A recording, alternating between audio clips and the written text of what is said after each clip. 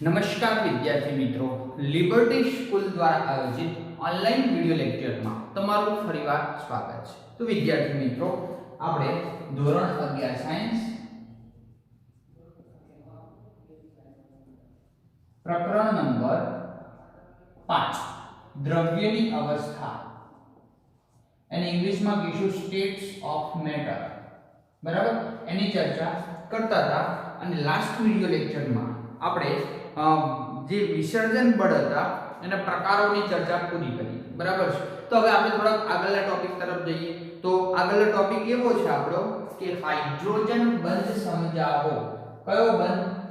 Hydrogen બંધ સમજાવો। Hydrogen બંધ સમજાવો। તો હાઇડ્રોજન બંધ એટલે શું? કોના કોના વચ્ચે લાગુ પડે? સહસંયોજક બંધ એટલે શું?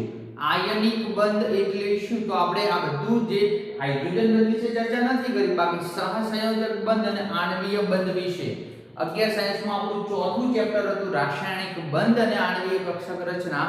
એમાં કોસેલ લુઈસનો સિદ્ધાંત હતો, એના પછી આપણે જોયું। તો નાની વ્યાખ્યા બોલું છું, ધ્યાન આપજો। પહેલા આયનીય બંધની કે પ્રબળ વિદ્યુત ધનમય આલ્કલી તત્વો એ પ્રબળ વિદ્યુત ઋણમય હેલોજન તત્વ સાથે જોડાઈને જે બંધ બનાવે છે એ બંધને આયનીય બંધ કહે છે। તો ટૂંકમાં ધન આયન અને ઋણ આયન એકબીજા સાથે પ્રબળ આકર્ષણથી જોડાઈને જે બંધનું નિર્માણ કરે છે એને આપણે આયનીય બંધ કહે છે। હવે સહસંયોજક બંધ તો કોઈ પણ બે પરમાણુઓ એ પોતાના એક એક ઇલેક્ટ્રોનની ભાગીદારી કરીને, કોઈ પણ બે પરમાણુઓ એક એક ઇલેક્ટ્રોનની ભાગીદારી કરીને ઉમદા વાયુ જેવી ઇલેક્ટ્રોન રચના પ્રાપ્ત કરે। કોના જેવી? ઉમદા વાયુ જેવી ઇલેક્ટ્રોન રચના પ્રાપ્ત કરે તો તેને સહસંયોજક બંધ કહે છે। અને ત્રીજો આવો બંધ છે હાઇડ્રોજન બંધ, એ આપણે આ ચેપ્ટરમાં ભણીએ। તો હાઇડ્રોજન બંધ એટલે શું? તો સહસંયોજક બંધથી જોડાયેલા। સહસંયોજક બંધ એટલે શું થાય કે કોઈ પણ બે પરમાણુ ઇલેક્ટ્રોનની ભાગીદારીથી બંધ બનાવે અને ઉમદા વાયુ જેવી ઇલેક્ટ્રોન રચનાની પ્રાપ્ત થવી જોઈએ। સહસંયોજક બંધથી જોડાયેલા ધન વીજભારિત હાઇડ્રોજન પર અને અબંધકારક ઇલેક્ટ્રોન યુગ્મ ધરાવતા વિદ્યુત ઋણમય તત્વો વચ્ચે જે બંધ નિપજે છે અને હાઇડ્રોજન બંધ કહે છે। સહસંયોજક બંધથી જોડાયેલા ધન વીજભારિત સહસંયોજક બંધથી જોડાયેલા ધન વીજભારિત હાઇડ્રોજન પરમાણુઓ ધન વીજભારિત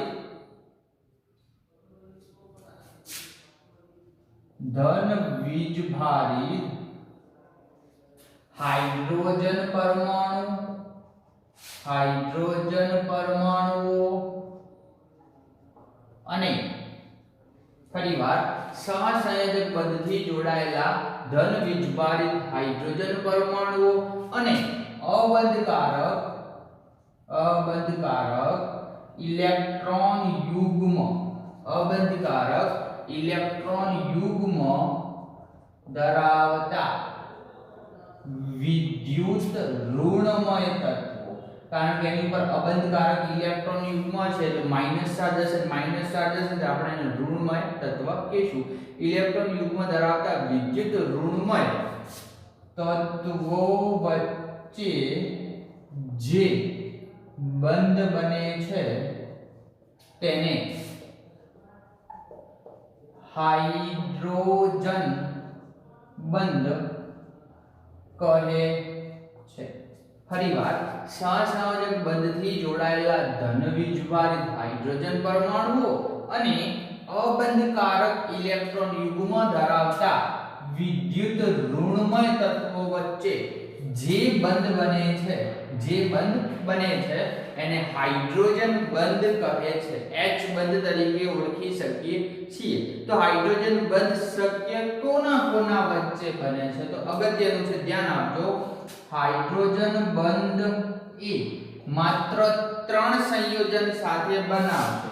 કાં તો HF હોય, ફ્લોરીન હોય, કાં તો HO હોય કાં તો H અને N હોય. તો બધા ઉપર અબંધકારક ઇલેક્ટ્રોન યુગ્મ હાજર હશે તો હાઇડ્રોજન બંધ શક્ય બનશે. તો ત્રણ જ સંયોજન સાથે બનાવશે, યાદ રાખી લેવાનું NOF બરાબર. સાથે H બંધ બને છે, કારણ કે આની ઉપર આપણને ખબર કે પ્લસ વીજભાર, આની ઉપર માઈનસ, આની ઉપર પ્લસ વીજભાર, આની ઉપર માઈનસ, આની ઉપર પ્લસ વીજભાર, આની ઉપર માઈનસ વીજભાર બરાબર. તો હાઇડ્રોજન બંધ એ કયા કયા સંયોજનમાં બને છે? તો આપણે ઉદાહરણ લઈએ. આ તો ક્લિયર એક ઉદાહરણ લીધું. ઉદાહરણ તરીકે HF hydrogen fluoride, hydrogen fluoride, H2O પાણી અને NS3 એટલે શું? એમોનિયા. ચલો, હાઇડ્રોજન બંધ એ HF H2O અને NS3 વચ્ચે બને છે. તો આપણે ઉદાહરણ લઈએ કે HF માં જોવા મળતો હાઇડ્રોજન બંધ જણાવો. HF માં જોવા મળતો હાઇડ્રોજન બંધ નીચે મુજબ છે. ચલો, પહેલા આપણે કયો બંધ લીધો? આ. તો સહસંયોજક બંધ. તો સહસંયોજક બંધ એટલે શું થાય કે ફ્લોરીન પરમાણુ પોતાનો એક ઇલેક્ટ્રોન આપે છે અને હાઇડ્રોજન પરમાણુ પોતાનો એક ઇલેક્ટ્રોન આપે છે. બંનેની ભાગીદારીથી બંધ બન્યો છે બરાબર. ચલો, અહીંયા પણ નીચે H અને F બનાવું. અહીંયા પણ ફ્લોરીનનો એક ઇલેક્ટ્રોન, હાઇડ્રોજનનો એક ઇલેક્ટ્રોન બંધમાં ભાગ ભજવે છે. અહીંયા પણ હું H અને F બતાવું.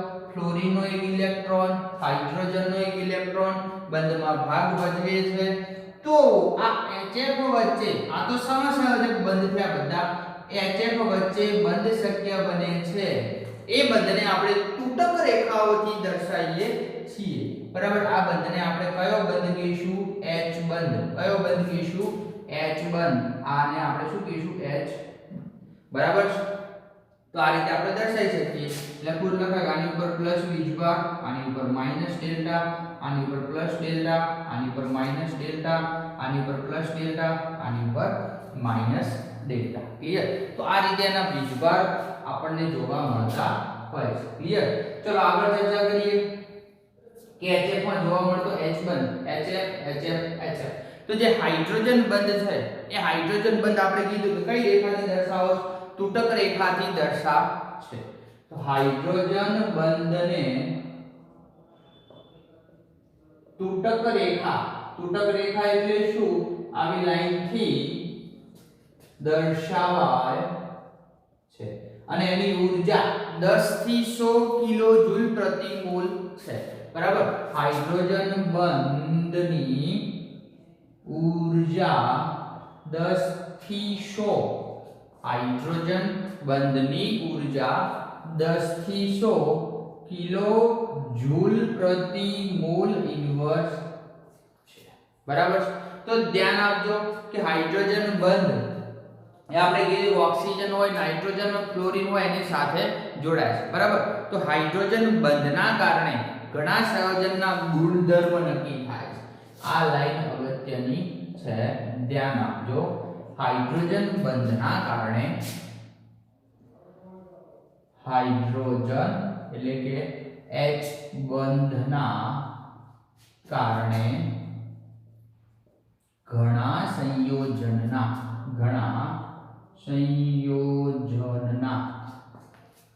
શું નક્કી થાય છે? ગુણધર્મ નક્કી થાય છે. ચલો ઉદાહરણ તરીકે, દાખલા તરીકે NH3 બરાબર. તો NH3 નાઇટ્રોજન કયા સમૂહમાં આવે? તો કે સમૂહ 15 માં. કયા સમૂહમાં? 15. શું હતું? નાના, પાપા, અસ્લમ, સબ, બી. તો NH3 સમૂહમાં NH3 જે અણુ બનશે તો એને શું કહીશું? નાઇટ્રોજન સાથે હાઇડ્રોજન જોડાયેલો છે તો હાઇડ્રાઇડ બનાવે છે, અથવા આને આપણે એમોનિયા કહીએ બરાબર. NH3 સમૂહ 15 માં NH3 નું ગલન બિંદુ અને બીજું કયું બિંદુ? ઉત્કલન બિંદુ. NH3 નું ગલન બિંદુ અને ઉત્કલન બિંદુ PS3 કરતા કેવું હોય છે? વધુ હોય છે. ચલો ફરીવાર, NH3 નું ગલન બિંદુ અને ઉત્કલન બિંદુ PS3 નું નામ છે ફોસ્ફીન અથવા ફોસ્ફરસ હાઇડ્રાઇડ, પણ ફોસ્ફીન શું નામ થાય? ફોસ્ફીન.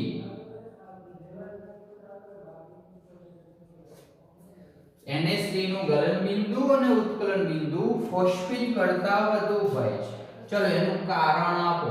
કારણ કે NH3 છે એની અંદર નાઇટ્રોજન છે અને હાઇડ્રોજન છે, તો એની અંદર હાઇડ્રોજન બંધ જોવા મળે છે. પણ PS3 માં હાઇડ્રોજન બંધ શક્ય બનશે નહીં. આપણે કીધું કોના કોના વચ્ચે શક્ય બનશે? કાં તો HF હશે, કાં તો HO હશે, કાં તો HN હશે. તો કારણ કે NH3 માં આંતર આણ્વીય, આપણે પાછળ ચર્ચા કરીએ કે આંતર આણ્વીય એટલે શું? NH3 માં આંતર આણ્વીય હાઇડ્રોજન બંધ જોવા મળે છે, જ્યારે PS3 માં હાઇડ્રોજન બંધ બનતો નથી. PS3 માં હાઇડ્રોજન બંધ બનતો નથી. ચલો ફરીવાર, NH3 માં આંતર આણ્વીય હાઇડ્રોજન બંધ જોવા મળે છે, જ્યારે ફોસ્ફીન માં હાઇડ્રોજન બંધ શક્ય બનતો નથી. ક્લિયર? આગળ ચર્ચા કરીએ કે પ્રોટીન હોય કે ન્યુક્લિક એસિડ હોય, એવા સંયોજનમાં પણ હાઇડ્રોજન બંધના કારણે જૈવિક ક્રિયાઓ કેટલીક મહત્વની બને છે. બરાબર? તો ટૂંકમાં આપણે કહી શકાય કે કાર્બોદિત પદાર્થો હોય અથવા પ્રોટીન હોય, તેમાં હાઇડ્રોજન બંધના કારણે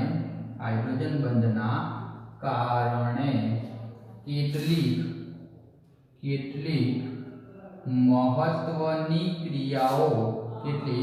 મહત્વની ક્રિયાઓ સરળ બનતી હોય છે. બરાબર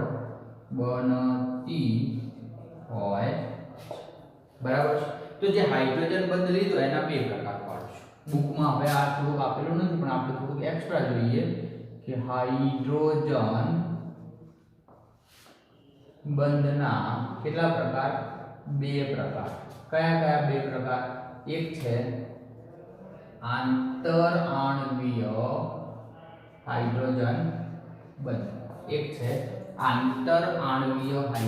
બંધ, બીજો છે આંતઃ આણ્વીય H બંધ. ચલો આની અંદર થોડું ડિટેલ જોઈએ. આંતર આણ્વીય એટલે શું? તો કોઈ એક મોલેક્યુલ છે એ એના બાજુના મોલેક્યુલ સાથે હાઇડ્રોજન બંધ બનાવે છે. દાખલા તરીકે આ HF છે, હાઇડ્રોજન ફ્લોરાઇડ, આ પણ હાઇડ્રોજન ફ્લોરાઇડ, આ પણ હાઇડ્રોજન ફ્લોરાઇડ. તો એક હાઇડ્રોજન ફ્લોરાઇડ એ બીજા હાઇડ્રોજન ફ્લોરાઇડ સાથે બંધ બનાવે છે, આને આપણે આંતર આણ્વીય હાઇડ્રોજન બંધ કહીશું. તો આંતઃ આણ્વીય એટલે શું થાય? એક જ મોલેક્યુલ હોય, એક જ પરમાણુ હોય, એની અંદર જો હાઇડ્રોજન બંધ ફોર્મેશન થતું હોય તો આને આપણે આંતઃ આણ્વીય હાઇડ્રોજન બંધ કહીશું. એકને કહીશું ઇન્ટરમોલેક્યુલર H બંધ અને એકને કહીશું ઇન્ટ્રામોલેક્યુલર H બંધ. ક્લિયર?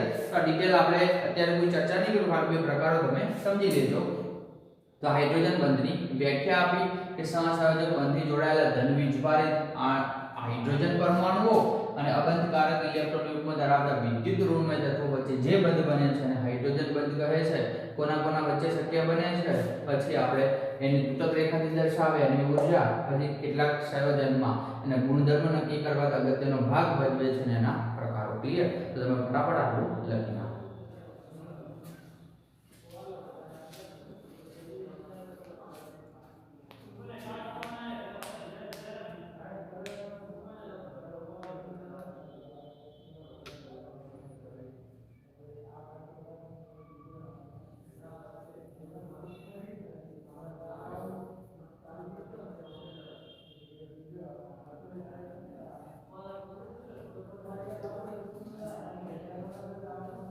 ચલો તો લખી રહ્યા છો.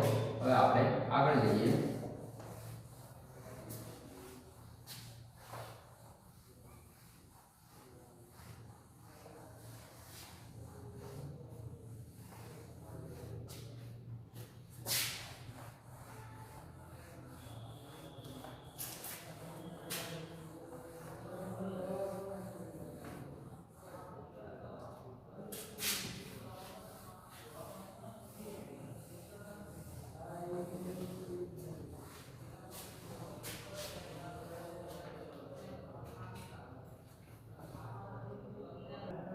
चलो ध्यान आपजो। अगलो क्वेश्चन है उष्मीय ऊर्जा समझाओ।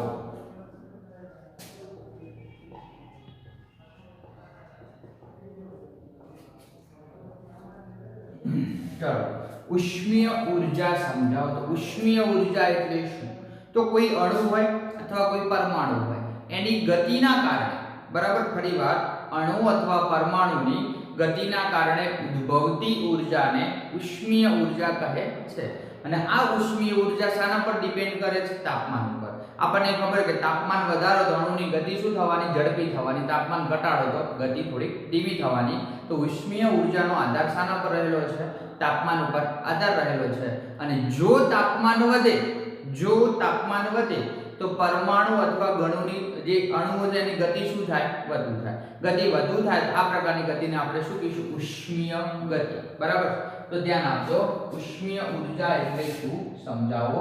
તો ઉષ્મીય ઊર્જા એટલે શું થાય? અણુ અથવા પરમાણુની ગતિને લીધે, શાના લીધે? ગતિ, અણુ અથવા પરમાણુની ગતિના લીધે ઉદ્ભવતી ઊર્જાને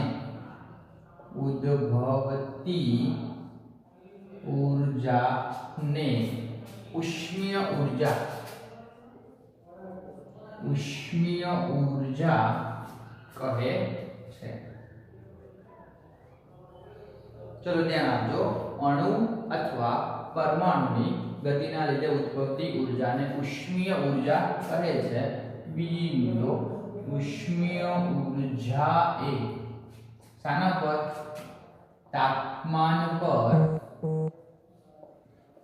आधार राखे छे। उष्मीय ऊर्जा तापमान पर आधार राखे छे। जेम तापमान વધે તેમ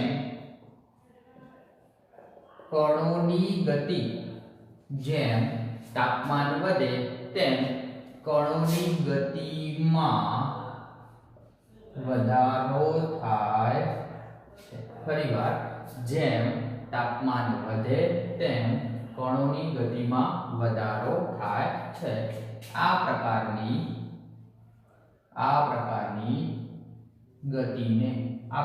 કણોની ગતિને શું કહે છે? ઉષ્મીય ગતિ। આ પ્રકારની કણોની ગતિને ઉષ્મીય ગતિ તરીકે ઓળખાય છે। ફરીવાર, કે જેમ તાપમાન વધે કણોની ગતિ વધે અને કણોની ગતિ વધે તેને આપણે ઉષ્મીય ગતિ તરીકે ઓળખી શકીએ છીએ। ક્લિયર? તો આગળ કે ઉષ્મીય ઊર્જા શું છે? ઉષ્મીય ઊર્જા એ ઉષ્મીય ગતિનું સરેરાશ માપ છે। ઉષ્મીય ઊર્જા એ દ્રવ્યની સરેરાશ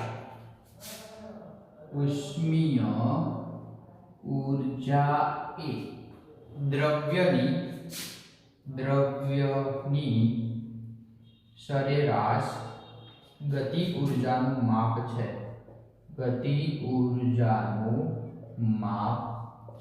તો ટૂંકમાં જે ઉષ્મીય ઊર્જા છે એ ઉષ્મીય ઊર્જા શાના માટે? તો આપણે કોઈ પણ કણો હશે, કણોની હેરફેર કરવી હશે, બરાબર છે? તો કણોની હેરફેર કરવા માટે જવાબદાર છે। અને આ કણોની હેરફેરને ઉષ્મીય ગતિ કહે છે, બરાબર? તો સરેરાશ ગતિ ઊર્જાના કારણે ઉષ્મીય ઊર્જા એ કણોની, ફરીવાર, સરેરાશ ગતિ ઊર્જાના કારણે જે ઉષ્મીય ઊર્જા છે એ કણોની હેરફેર માટે, શાના માટે? હેરફેર માટે જવાબદાર છે। કણોની હેરફેર માટે જવાબદાર છે। અને આ પ્રકારની ગતિને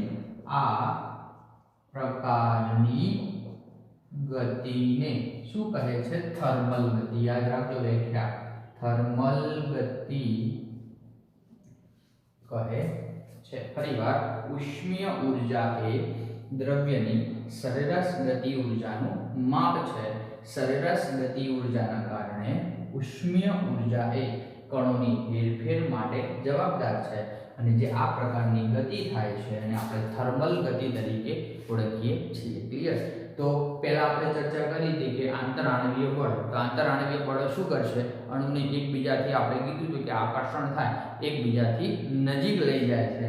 પણ આ તો શું કરે છે? કણોની ફેરબદલી કરે છે. એટલે જે ઉષ્મીય ઊર્જા છે એકબીજાથી કણોને દૂર લઈ જશે. તો બીજો મુદ્દો લખી શકાય કે આંતરઆણવીય બળો એ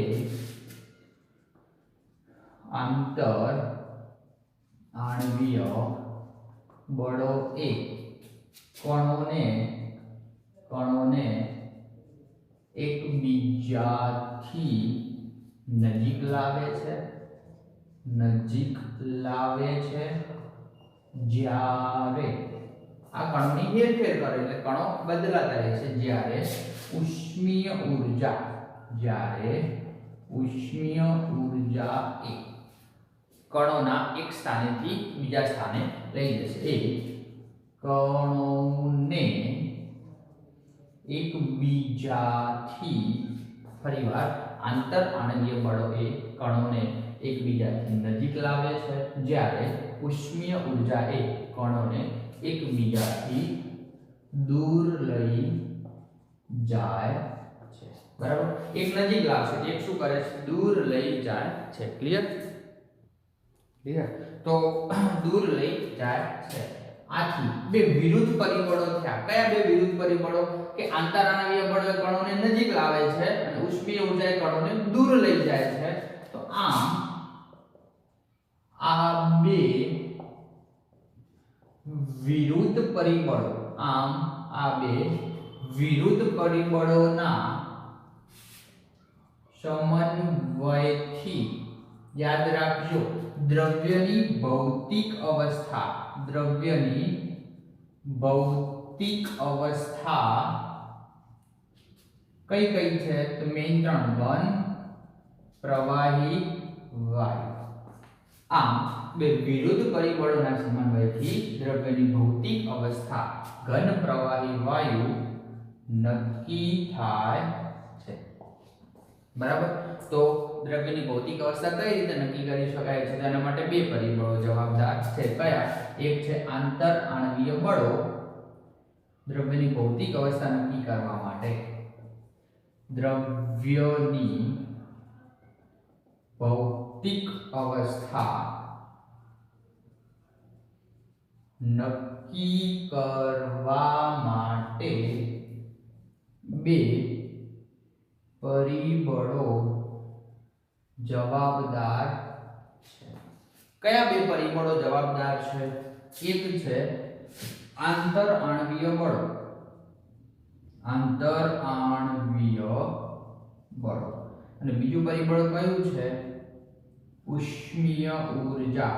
કયું પરિબળ છે? ઉષ્મીય ઊર્જા. દ્રવ્યની ભૌતિક અવસ્થા નક્કી કરવા માટેના બે પરિબળો મેઇન જવાબદાર છે. આંતરઆણવીય બળો જે એકબીજાથી નજીક લાવે છે, ઉષ્મીય ઊર્જા દૂર લઈ જશે. બરાબર? આ શું કરે?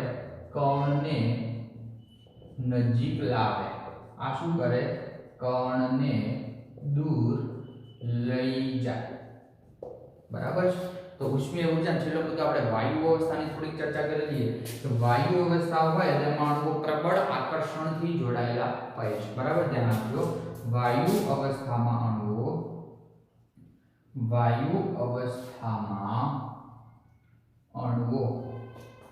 પ્રબળ રાસાયણિક આકર્ષણથી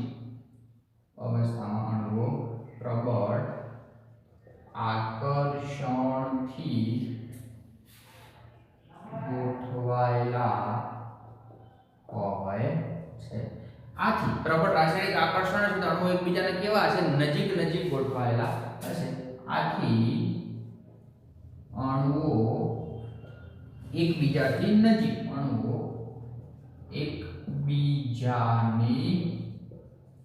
નજીક ગોઠવાયેલા હોય છે. બરાબર? આથી આપણે વાયુ અવસ્થા પ્રાપ્ત કરવી છે. બરાબર? આથી વાયુ અવસ્થામાંથી ઘન અવસ્થા આપમેળે પ્રાપ્ત કરી શકાતી નથી. આથી વાયુ અવસ્થામાંથી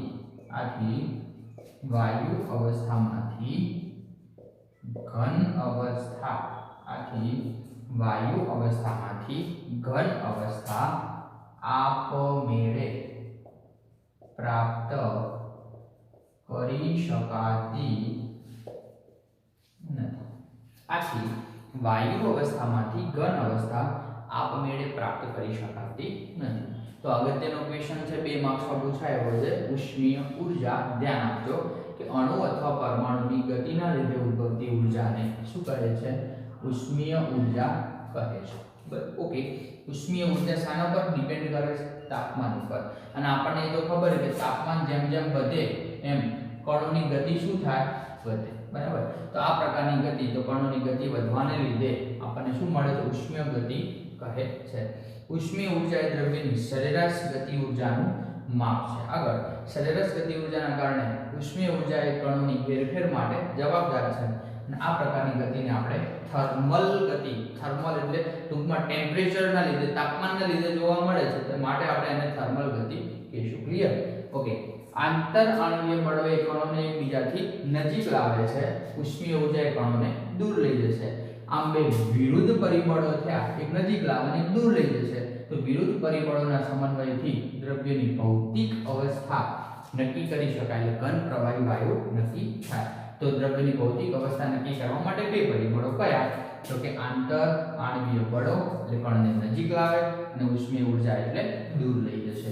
તો વાયુ અવસ્થામાં અણુઓ તો કે પ્રબળ આકર્ષણથી જોડાયેલા હોય છે અને અણુઓ એકબીજાની નજીક ગોઠવાયેલા હોય, તો વાયુમાંથી આપણે ઘન અવસ્થા સીધી બનાવી શકતા નથી. બરાબર? તો ધ્યાન આપજો, આ હતી ઉષ્મીય ઉર્જા. ક્લિયર? લખી નાખો.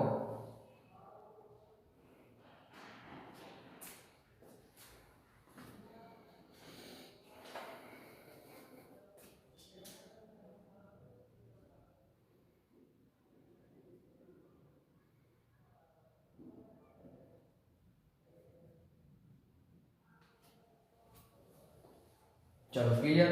તો તમે વિદ્યાર્થી મિત્રો લખી રહ્યા છો. તો અહીંયા આપણે પહેલા આંતરાણવીય બળોની ચર્ચા કરી, પછી હાઇડ્રોજન બંધ જોયું, હવે ઉષ્મીય ઉર્જા. હવે આપણો નવો ટોપિક થાય છે વાયુના નિયમો. બરાબર? જે આપણું 30% સિલેબસ છે એમાં એવું લખેલું છે કે વાયુના નિયમો છે. બરાબર? મેઇન 3 નિયમ ભણવાના. કયા 3 નિયમ? બોયલનો નિયમ, ગેલ્યુશેફનો નિયમ અને ચાર્લ્સનો નિયમ. પણ એની અંદર ખાલી એવું લખેલું કે આ ત્રણેય નિયમોના આધારે દાખલાઓ, નિયમો નથી કીધા, આપણને દાખલાઓ પૂછ્યા છે. પણ આપણે નિયમ ભણશું તો દાખલા આવડશે. તો નિયમ ભણવા જરૂરી છે. નિયમની અંદર આપણે સૂત્રની તારવણી કરવાની છે. તો અહીંયા સુધી આપણે રાખીએ છીએ. નેક્સ્ટ વિડિયો લેક્ચરમાં આપણે એવું કરશું કે વાયુના નિયમો, 3 નિયમોની ચર્ચા કરશું અને બધાના સમીકરણો સાબિત કરશું. કયું સૂત્ર મળે છે એ સૂત્ર પરથી આપણે હવે દાખલા ગણવાના છે. તો જે રીતે આપણે પરમાણુનું બંધારણના દાખલા ગણ્યા, તો આમાં પણ દાખલા ગણવાના છે. તો આપણે હવે નેક્સ્ટ વિડિયો લેક્ચર સાથે મળશું. ક્લિયર? Thank you very